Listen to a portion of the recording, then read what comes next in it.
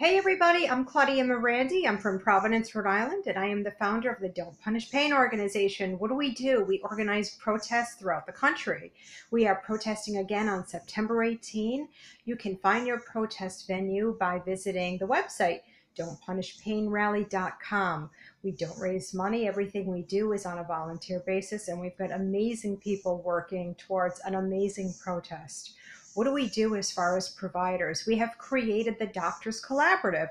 That can be found by visiting don'tpunishpainrally.com.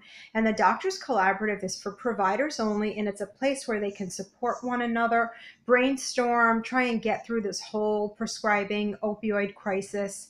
The government has clearly invaded the doctor's privacy. They no longer have the ability to doctor a patient, and it's wrong.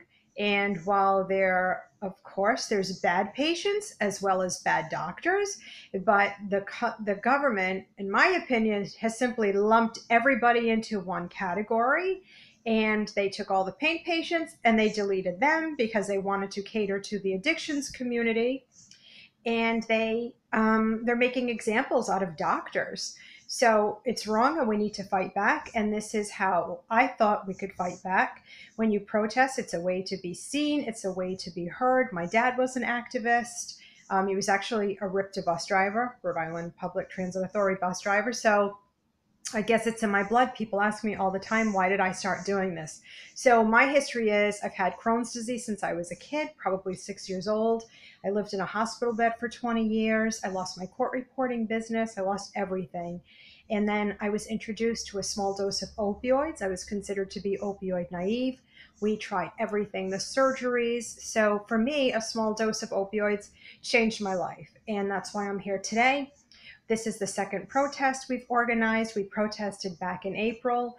It was the first time I ever organized anything in my life, so never mind a national protest. And I learned a lot, and I have amazing people that help me. This could never be done on my own, but it's a place for patients to be seen and to be heard. Look, what the government has done is wrong. You can't take 30, 60, 100 million pain patients, because that's how many or more suffer with chronic pain, and delete them. When you delete a million people from the country, we have a word. I don't like to use that word because it becomes political. It starts with the G. The word's genocide. And to not treat a person's pain is cruel, it's inhumane. And elderly call me to advocate for them because they're being forced off of their pain medication because their doctors are fearful. Doctors call me to advocate for their patients to take them to pain management, but pain management centers, I'm sure if you're a pain management center with a hospital, you all receive the same letter. Cut those patients by 1/3, get those people down to 60 MMEs by January 1st, 2019. Enough is enough. It's got to stop. Another issue that we have to address is Andrew Kolodny's crew is protesting on October 6th, I believe, October 6th, and it's called Fed Up. Well, I'm fed up with his fed up nonsense. So this is bullshit. It's time to stop the bleeding. We have a suicide list. I have people with cancer calling me to advocate, and I'm in a state of only 1 million people. So the plan was originally to just organize protests, but the Doctors Collaborative needed to follow sooner than later. So it's up, it's running. If you are a provider and you're fearful to prescribe, I understand, I get it. And whenever I speak with doctors, I must say those three words over and over and over. You worked your whole life, I get it. And a lot of my doctors, they said, you know what?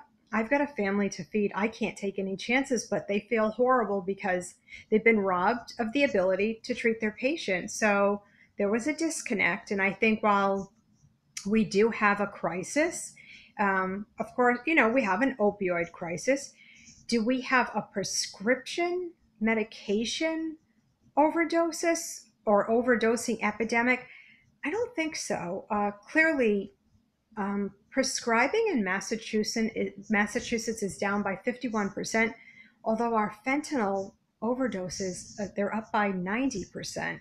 So I think we need to do more educating on how deadly the illicit fentanyl is, and the heroin and the K2. And we have hundreds of overdoses a day. So while it's easy to say, well, this, my child died because they had their wisdom teeth taken out, and OxyContin killed my child. And well, I'm a mom, so I empathize with anybody that loses their child, but I think they're angry. I think people are angry at the wrong people. So to make Purdue the scapegoat, I mean, they have a good product. For me, it changed my life, their product. And I don't think the people that have overdosed on prescription medication alone. I think there's a good percentage that perhaps got hooked on their opioids, maybe when they had a surgery.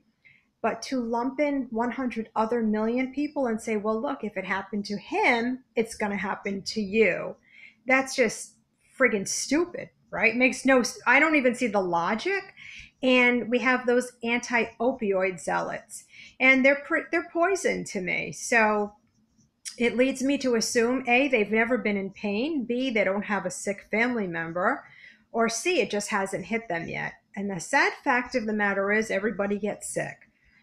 What, 5 out of 10 people in this country will have cancer. Ehlers-Danlos, 1 out of 4. They're giving crazy numbers for Crohn's disease. So, prohibition certainly isn't the answer. And pain patients are ready to fight back, and they're going to fight back, and they're going to protest with dignity. And this bullshit stops here.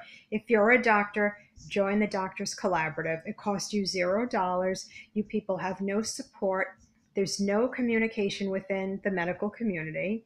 And the Doctors Forum is a place where you can join the website, join don'tpunishpainrally.com, click on the Doctors Collaborative, enter your user information. There's only one admin on that page. That's myself. Everything is confidential. It's your safe place. If you're a provider that has surrendered their license, if you're a provider that's undergoing some court cases or some type of action right now, join the Doctors Collab. I've got 90 doctors in Ohio. I've got 100 in Oklahoma. And they haven't taken that step, but they email me constantly. So let's do a collaborative. Let's support one another.